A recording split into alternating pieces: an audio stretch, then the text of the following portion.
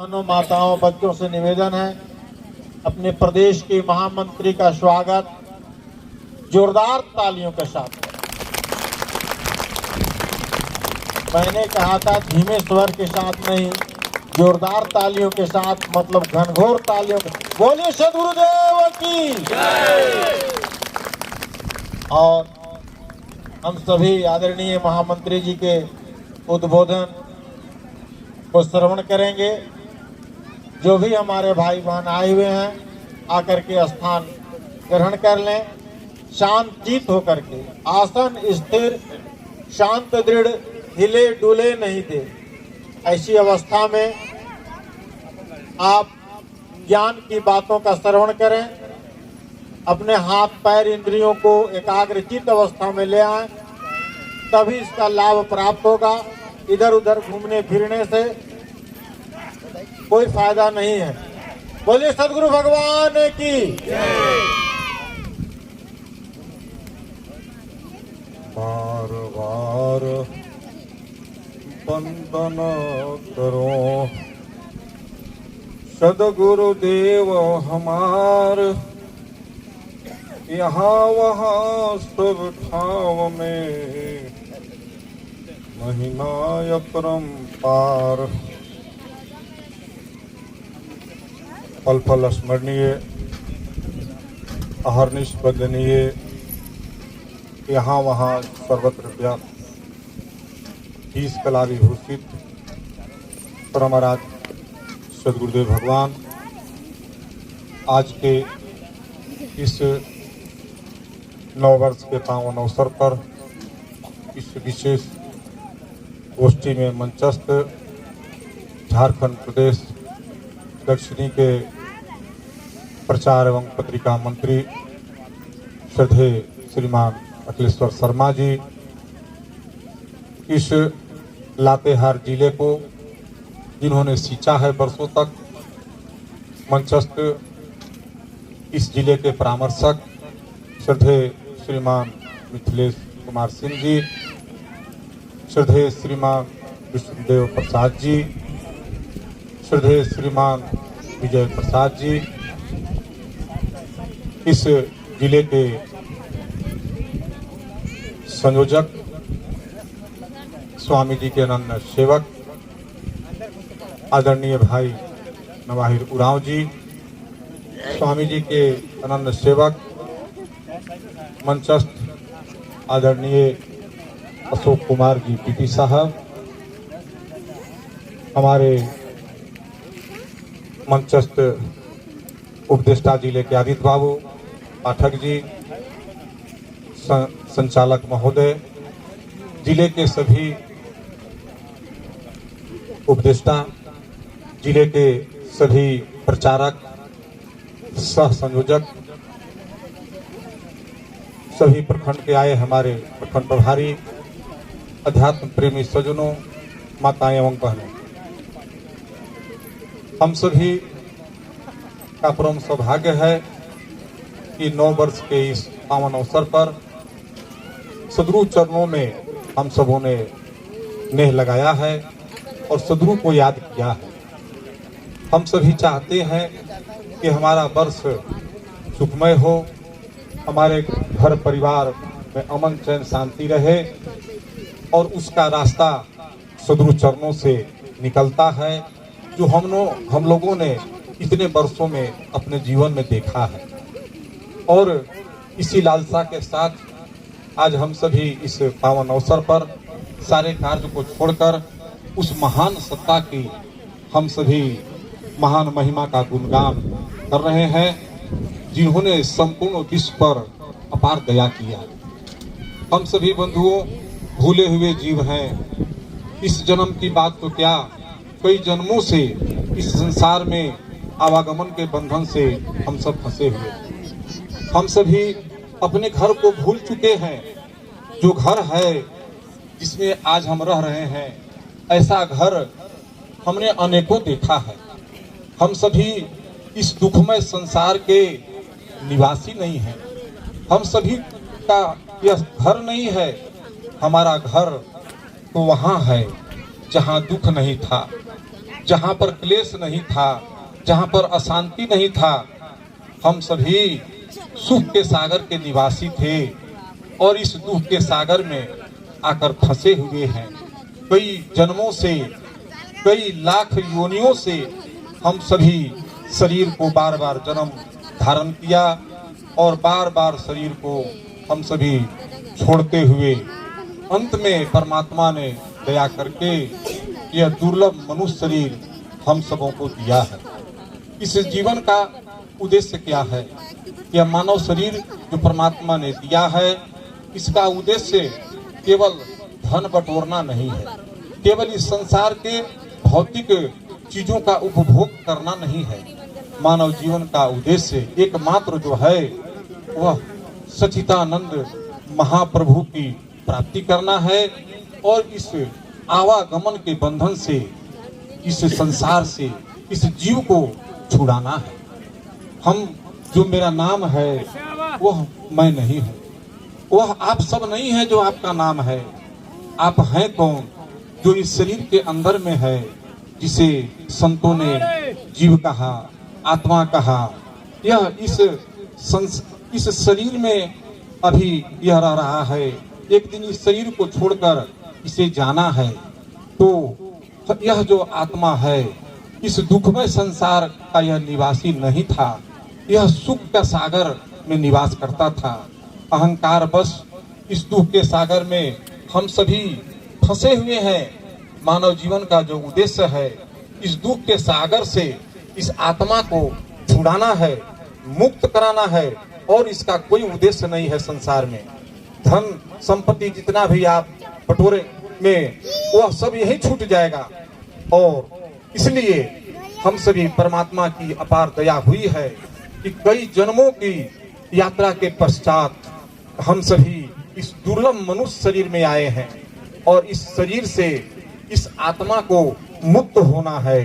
लेकिन संसार, हमारे जीवन का जो लक्ष्य है, लोगों ने उसे ही नहीं जाना, तो फिर इसे मुक्ति की बात तो बहुत दूर की बात है। हम सब अति भाग्यशाली हैं कि मनुष्य शरीर को पाकर इस आत्मा का उद्धार करता जो मुक्ति दाता है, वह उसके शरण में हम सभी आ चुके हैं। उसने हम सबों को अपनाया है। हम सबों यहाँ पर आना बड़ा कठिन है। वह सत्ता की अपार दया हुई है। हमारा कई जन्मों का पुण्य उदय हुआ है, तब हम सभी इस मनुष्य शरीर में आकर और सद्गुरु हमें अपना लिया है। यह कई जन्मों की कमाई है हमारी, ऐसे यह होने वाला नहीं है। सद्गुरु का जो यह ज्ञान है संपूर्ण विश्व के लिए है। सद्गुरु प्रभु ने कहा कि सुख शांति सबको मिले। यह उपदेश हमार, सारा विश्व हमार है, हम हैं सब संसार। यह संपूर्ण विश्व सद्गुरु का है।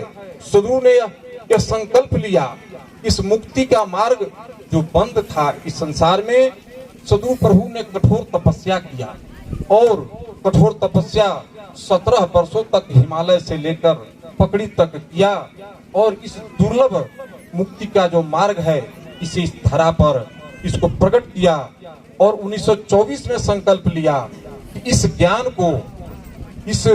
ज्ञान को संपूर्ण विश्व में इसका प्रचार करूंगा। और सद्गुरु प्रभु ने यह भी भविष्यवाणी की कि यह तीसरी पीढ़ी में यह ज्ञान संपूर्ण विश्व में यह फैल जाएगा, प्रचारित होगा। आज हम सब देख रहे हैं कि भारत की बात तो छोड़ दें, भारत से बाहर दुनिया में के 50 से अधिक देशों में यह अंकित श्वेत ध्वजा फहरा चुका है और आने वाले कुछ समय में यह विश्व प्रचार पूरा होने जा रहा है। यह सद्गुरु की वाणी है जो अकाट्य है, जो आज हम देख रहे हैं। तो सद्गुरु का यह जो ज्ञान है, सद्गुरु प्रभु ने कहा है, संपूर्ण विश्व में अशांति है, सभी लोग दुखिया हैं, यह संसार दुखों का सागर है। इस संसार में अगर सुख है तो वह सद्गुरु चरणों में। हमें जीवन में सुख पूर्वक हम रहते हुए और अंत में अपने घर को लौट चले, जहाँ के हम निवासी हैं, जहाँ हम रहते थे, जहाँ से हम भटके हुए हैं कई जन्मों से। यह दोनों कार्य, अपने घर लौटना और इस दुखमय संसार में सुख पूर्वक रहने की कला, यह ज्ञान कहाँ है? संपूर्ण विश्व में यह ज्ञान कहीं नहीं है। इस ज्ञान का प्रदाता एक काल में एक ही होता है, जिसे ऋषियों ने सदगुरु कहा। और यह सदगुरु नर रूप में हरि, वर्तमान में यह विराजमान है। यह सत्ता इस भूमंडल पर संपूर्ण विश्व का यह मालिक है। हम सब अभी गए थे बनारस, वाराणसी। हमारे माननीय प्रधानमंत्री महोदय जी भी आए थे, उन्होंने यह बात कही वहां पर। और अभी हमारे मिथिलेश सिंह जी भी बता रहे थे कि विहंग अमर हिमालय जोगी ने 1924 में जो बीज बोया था, आज यह वृक्ष की तरह फैल चुका है। विशाल जनसमूह को देखकर ये भावुद्गार थे प्रधानमंत्री जी के शब्द थे। और यह जो विहंगम जो का जो ज्ञान है, यह संपूर्ण विश्व के जनमानस के लिए है। यह किसी एक देश, किसी एक जाति, किसी एक संप्रदाय, धर्म के लिए नहीं है। तो हम सभी बड़े भाग्यशाली हैं। और इस धरा पर, इस संसार में अगर लोगों को सुख चाहिए तो सदगुरु के शरण में आना होगा, और कोई मार्ग नहीं। जितने भी आप पूजा पाठ किए कर रहे हैं, ये सभी जो है पुण्य के कार्य हैं, शुभ कार्य हैं। शुभ फलों की प्राप्ति हो सकती है, होती भी है। लेकिन जहां पर भक्ति और मुक्ति की बात है, उसका प्रदाता केवल संसार में सदगुरु होता है। और वह कभी कभी इस धराधाम पर आता है। हम सब अति भाग्यशाली हैं कि ऐसे समय में इस मनुष्य शरीर में आए हैं, जब यह सत्ता इस ज्ञान धारा को लेकर इस संसार में प्रकट है।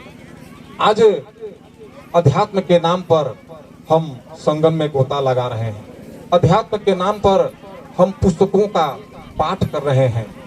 वहां पर भक्ति और उससे मुक्ति होने वाली नहीं। एक महात्मा थे, वे गंगा पार हो रहे थे और मल्लाह नाव खुल गई। उन्होंने पूछा कि क्या तुमने वेद पढ़ा है? मल्लाह ने कहा कि मैंने तो वेद नहीं पढ़ा है। महात्मा ने कहा कि मूर्ख, तुमने जीवन का एक हिस्सा यूं ही बर्बाद कर दिया, तुमने वेद नहीं पढ़ा। मल्लाह कुछ बोला नहीं। फिर नाव आगे बढ़ती है। फिर महात्मा जी पूछते हैं कि तुमने उपनिषद पढ़ा है? मल्लाह कहता है कि मैंने उपनिषद भी नहीं पढ़ा। महात्मा जी कहते हैं कि तुमने जीवन का आधा समय नष्ट कर दिया। फिर नाव आगे बढ़ती है। फिर पूछते हैं तुमने गीता पढ़ा? मल्लाह ने पुनः वही जवाब दिया कि मैं सुबह से शाम तक अपने बाल बच्चों की परवरिश के लिए नाव चलाता हूँ, मैंने कुछ भी नहीं पढ़ा। महात्मा जी ने कहा कि तुमने जीवन को ही नष्ट कर दिया, तुम भवधार में अब डूबोगे, कोई उपाय नहीं है तुमको बचाने वाला। इसी बीच तूफान अचानक आ जाती है और नाव पलटने की बारी हो गई। अब लगा कि नाव डूब जाएगी। मल्लाह ने कहा कि महात्मा जी आपको तैरना आता है? तो महात्मा जी ने कहा कि मुझको तो तैरना नहीं आता है। तो कहा उसने कि जितना आप पढ़े हुए हैं अभी तक, वेद, गीता, रामायण, अब एक भी काम नहीं आएगा।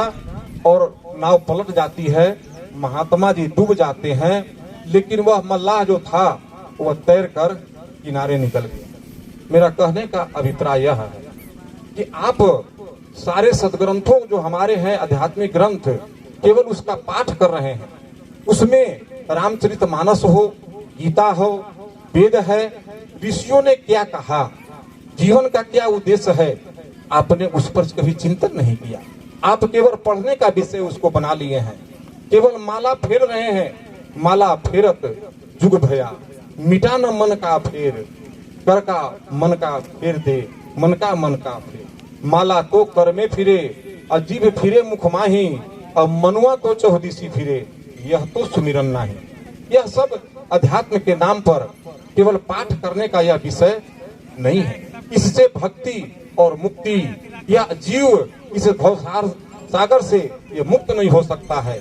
इसके लिए भगवान राम ने कहा कि नरतन भव पारिधि कहो बेरो, सन्मुख मरुत अनुग्रह मेरो। कहा कि यह मनुष्य शरीर जो है वह नाव के समान है, बेड़ा के समान है। इस भवसागर से पार होने के लिए परमात्मा ने तुम्हें दिया है, लेकिन इस संसार में कौन है जो इस भवसागर से, इस दुख के सागर से हमें छुड़ाकर हमें अमृत के सागर तक पहुंचा दे, इस आवागमन के बंधन से हमें छुड़ा दे। कहा भगवान राम ने उत्तरकांड में कि कर्णधार सदगुरु दृढ़ नावा और दुर्लभ साज सुलभ करी पावा। वह केवल हार संसार में केवल सदगुरु है, सदगुरु को खोजो। आप रामचरितमानस का पाठ प्रतिदिन कर रहे हैं, 1 अध्याय 2 अध्याय, लेकिन कभी सदगुरु को जाना ही नहीं, और उस ज्ञान की तो बात बहुत दूर है। मेरा कहने का अभिप्राय यह है कि इस संसार में आए हैं, हमें करना क्या है, हम क्या कर रहे हैं। एक राज्य में नियम था कि 3 वर्षों के लिए राजा वहां राज करेगा, और 3 वर्षों के पश्चात उसे राज्य के उत्तरी दिशा में जो अथाह नदी था उसके मध्य में उसको छोड़ दिया जाता था, वह वहीं पर डूब कर मर जाता था। एक ऋषि उसी जा रहे थे राज से, नदी के किनारे सैनिकों ने देखा और उन्हें पकड़ लिया। सैनिकों ने कहा कि महात्मा जी, अब आपको कल से राजा बनना है इस राज्य का, अब आप चलिए दरबार में। ऋषि ने कहा कि मैं तो महात्मा जोगी हूँ, फकीर हूँ, मुझको राज से क्या लेना देना है, मैं नहीं जाऊंगा। सैनिकों ने कहा कि अगर आप नहीं चलेंगे तो आपकी हत्या कर दी जाएगी। महात्मा जी सोचे कि अब तो कोई रास्ता नहीं है। वे आते हैं और दूसरे दिन पूरे सम्मान के साथ उनको राजगद्दी पर बैठाया जाता है, राजा बना दिए गए। और जो पिछले राजा थे उनको देखा कि लोग नाव से ले जाकर नदी में उतार दिया, नदी में डूबकर वो मर गए। नदी के उस पार घनघोर जंगल था, उधर इधर लौटना नहीं था। नदी में डूबिए या नदी को उस पार जाइए, बच गए नदी से तो इतना घनघोर जंगल था कि जानवर खा जाते उसमें। महात्मा जी को यह बताया गया, मंत्री ने कहा कि आप 3 वर्षों के लिए राजा हैं और 3 वर्षों तक आपके हर एक आदेश का पालन सबको करना है, और जो नहीं करेगा उसको फांसी पर लटका दिया जाएगा। कहा ठीक है। अगले दिन महात्मा जी ने अब राजा बन गए, सभा बुलाई और मंत्री को कहा कि देखो 1 साल का मैं तुम्हें समय देता हूँ, नदी जो राज्य के उत्तरी दिशा में जो गहरी नदी है उसमें जगह जगह पुल बना दिए जाए। 1 साल का समय तुमको दिया जा रहा है, अगर नहीं हुआ तो तुमको फांसी पर लटका दिया जाएगा। अब मंत्री की खैर नहीं, वह बहुत मजदूरों को लगाकर जगह जगह पर नदी में सैकड़ों पुल बना दिए।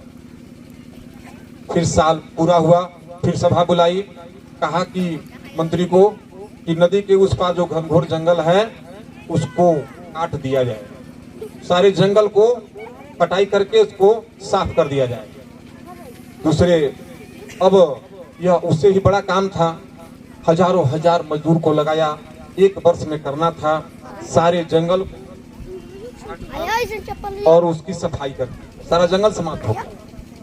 फिर 2 साल के बाद फिर सभा बुलाई और फिर आदेश दिया कि नदी के उस पार जो जमीन है, जो जंगल जिसकी सफाई की गई, वहां पर सुंदर जगह जगह पर तालाब खुदवा दिए जाएं, फलदार वृक्ष लगा दिए जाएं, फूल लगा दिए जाएं।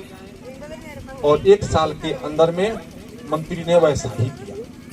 3 साल जब समय पूरा हुआ तो महात्मा ने कहा कि कहाँ है वह राजा, उसको मेरा समय आज पूरा हो गया है,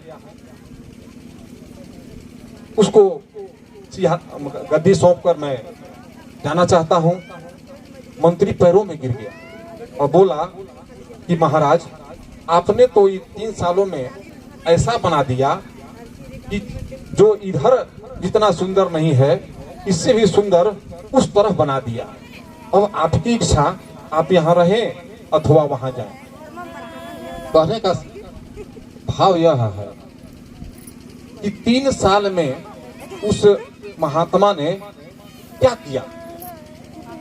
उस जहां पर मृत्यु का भय था, इस इधर से भी सुंदर राज की जो व्यवस्था थी, उस जंगल को इतना सुंदर बना दिया कि अब यहाँ रहे वहां रहे कोई अंतर पड़ने वाला नहीं था। हम सभी इस संसार में आए हैं, हमें करना है क्या? इस लोक में, इस संसार में हम ऐसा कर्म करें कि हमारा परलोक इससे भी सुंदर बन जाए। मेरा इस कहानी का कहने का अभिप्राय है कि हम ऐसा कर्म करें, इस संसार में आए हैं कि इस लोक तो मेरा सुधरे और यहाँ से जाने के बाद शरीर छोड़ते समय हमें पछताना न पड़े। और वह कार्य है आत्मा के मुक्ति का, वह कार्य है इस संसार में हम सुख पूर्वक रहते हुए और अंत में अपने घर को लौट चलें, जिसके लिए यह मनुष्य शरीर मिला है। और इस कार्य को कराने वाला संसार में केवल सद्गुरु है, दूसरे किसी गुरु के बस की बात नहीं है। वेद कहता है कि एक काल में एक ही सद्गुरु होते हैं। आज टीवी पर देखिए, चैनलों में देखिए, सद्गुरु कहने वालों की बाढ़ लगी हुई है। कुछ जेल में हैं और कुछ जेल के बाहर हैं। महा धार्मिक संस्थान भी बदनाम हुए, महात्मा लोगों की भी छवि गिरी, लेकिन सांच को आंच गया। तो हम सब सौभाग्यशाली हैं। पूरे दुनिया को अगर शांति चाहिए तो सद्गुरु के शरण में आना होगा, और कोई मार्ग नहीं है। जो भी सुख देख रहे हैं ये क्षणिक है, शाश्वत सुख तो सद्गुरु चरणों में है। तो इस संसार में हम सुख पूर्वक रहते हुए और अंत में अपने घर को चले, इसके लिए उस ज्ञान को जानना होगा। और उस ज्ञान के प्रदाता अमर हिमालय जोगी सद्गुरु ने इस शरण में आकर हमें इस आवागमन से मुक्त हो जाना, फिर इस संसार में हम सबों को आना नहीं पड़े। यही मानव जीवन का उद्देश्य है। बंधुओं, आप जितना भी पूजा पाठ आपने आज तक किया, ये सभी शुभ कर्म है, इससे शुभ फलों की प्राप्ति हो सकती है। लेकिन जहाँ पर भक्ति और मुक्ति की बात है, उसके लिए तो उस मार्ग को अपनाना होगा। वह मार्ग है विहंगम मार्ग, वह मार्ग है ब्रह्म विद्या का, वह मार्ग है परा विद्या का, वह मार्ग है मीन मार्ग। यह सब शब्द जो हैं हमारे वेदों में, उपनिषदों में पर्यायवाची शब्द है, जिसका ऋषियों ने वर्णन किया है। और इस ज्ञान का प्रदाता केवल सद्गुरु होता है। हम सब सौभाग्यशाली हैं। सद्गुरु के इस नौ वर्ष के अवसर पर हम संकल्प लें कि हम सद्गुरु के इस महान ज्ञान को हम जन जन तक पहुंचावें। जो सुख इतने वर्षों में सद्गुरु की ज्ञान धारा से जुड़कर हम सबों ने अपने जीवन में देखा है, यह सद्गुरु का यह जो ज्ञान है, सुख शांति सबको मिले, यह उपदेश हमारा, सारा विश्व हमारा है, हम है सब संसार। संपूर्ण विश्व में सद्गुरु का संदेश हम सबों को पहुंचाना है। एक एक घर तक, झोपड़ी से महल तक हम सबों को इस ज्ञान को ले चलना है। लेकिन साथ में यह भी जरूरी है कि हम आज्ञा और नियम में रहें। सद्गुरु प्रभु ने कहा कि सद्गुरु आज्ञा नियम में कर सिद्धांत प्रचार, बरतो सहज स्वभाव में सेवा चरण आधार। सद्गुरु के चरणों को आधार मानकर हम आज्ञा नियम में रहकर हम सद्गुरु की सेवा करें। मनमुखी होकर अगर कोई सोचता है कि हम कुछ पालेंगे तो उससे कुछ मिलने वाला नहीं है। हमने अनेकों लोगों को देखा इतने वर्षों में जो मनमुख, जो व्यवस्था से अलग होकर अपने मन से आगे बढ़े, आज कहाँ गिर गए, यह देखने का विषय है। आज आपको मेरी बातों पर विश्वास नहीं होगा, लेकिन आने वाला समय में आप याद रखिएगा कि मैंने जो कहा है, अगर आप अभी भी सचेत नहीं हुए, इसलिए आप सबों से यह कहना है, इस जिले की व्यवस्था संयोजक के अधीन दी गई है। संयोजक नवाहिर उराव जी हैं। जो भी कार्य होंगे प्रचार प्रसार से लेकर सेवा का, ये सारे कार्य संयोजक के द्वारा ही जो है आदेश से संपादित होंगे। कोई भी आश्रम हो और भी कोई भी बड़े बड़े महात्मा हो, अधिकारी हो, मैं महामंत्री हूँ, मुझको अगर कोई कार्य जिले के गुरु भाई बहनों से करवाना है तो मैं आपको कभी नहीं कह सकता हूँ, मैं तो कहूँगा संयोजक को। अब संयोजक के द्वारा आपके तक यह बात पहुँचती है। सदगुरु इस कार्य को आपके पास नहीं कहने आएंगे। सदगुरु व्यवस्था बनाई है राज्य स्तर पर, जिला स्तर पर, प्रखंड स्तर पर, तो व्यवस्था के तहत सारी बातें ऊपर से नीचे तक चलती हैं। इसलिए आप सबों को यह कहना है आज के दिन कि आप सभी सचेत रहें। आदेश केवल जिले में संयोजक का चलेगा, संयोजक के आदेश से ही आपको सारे कार्य करने हैं। इसका ध्यान रखेंगे। और गलतियां होती हैं, हम सब तो जीव हैं, बड़े बड़े देवताओं से गलती होती है, इसलिए उसको सदगुरु चरणों में हम, प्रभु चरणों में हम क्षमा मांगते हुए, हम अपने आप को चिंतन करते हुए और आगे हम बढ़ें और यह विचार करें इस अवसर पर कि बीते वर्ष हमने कौन सा कार्य किया। हमारे प्रचार मंत्री जी कह रहे थे हमने कौन सा कार्य किया और कौन सा कार्य नहीं किया। मैं दो बातें कहना चाहता हूँ। कार्य तो अनेक है, आप समय समय से आश्रम से आपको सूचना आती रहती है संयोजक के द्वारा। वर्तमान में विहंगम योग संदेश और आरोग्य विज्ञान को दुगना करने का आदेश है और अभी हम नहीं समझ रहे हैं कि अभी यह कार्य पूरा हो गया। इसलिए आप सबों से यह कहना है कि संपूर्ण जिले के जितने भी गुरु भाई बहन हैं एक ही कार्य 15 दिनों तक करें। इस विहंगम योग संदेश और आरोग्य विज्ञान को की संख्या को दुगना कर दें। सभी लोग अगर 2 पत्रिका मंगाते हैं तो 4 मंगावे, 1 मंगाते हैं तो 2 मंगावे। इसको दुगना करने का आदेश प्रभु का है। गुरु आदेश राख उर अंतर, तर्क वितर्क मिटाई, गुरु सेवा धर्म बढ़ भाई। अभी का जो आदेश है वह विहंगम योग संदेश और आरोग्य विज्ञान को दुगना करना है। इस कार्य में आप सबों की आवश्यकता है। सभी गुरु भाई बहन इस 15 दिन के अंदर में इस कार्य को करें। प्रखंड प्रभारी से रसीद मांगकर सभी को सदस्य बनाकर और आश्रम को खबर करें ताकि उनका जनवरी से पत्रिका आना शुरू हो जाए। स्वास्थ्य के लिए आरोग्य विज्ञान सहजता से कोई भी ले लेगा, तो आप इस कार्य को करें। और दूसरा यह संकल्प ले 9 वर्ष के अवसर पर कि हम सेवा के मामले में पिछड़ रहे हैं, खासकर वार्षिकोत्सव की सेवा हो, जयंती की सेवा हो या भादो जयंती हो। इसलिए आप सब उस लक्ष्य को हम प्राप्त करें, इसमें कमी न रह जाए। जो जिले का जो लक्ष्य है हम उसको प्राप्त करें। इन्हीं अभ्यर्थनाओं के साथ सबका मंगल कामना प्रभु के लिए प्रभु चरणों में प्रार्थना करते हुए और आप सबों का 9 वर्ष पर हार्दिक अभिनंदन करते हुए मैं अपनी वाणी को विराम देता हूँ। बोलिए सद्गुरुदेव भगवान की जय।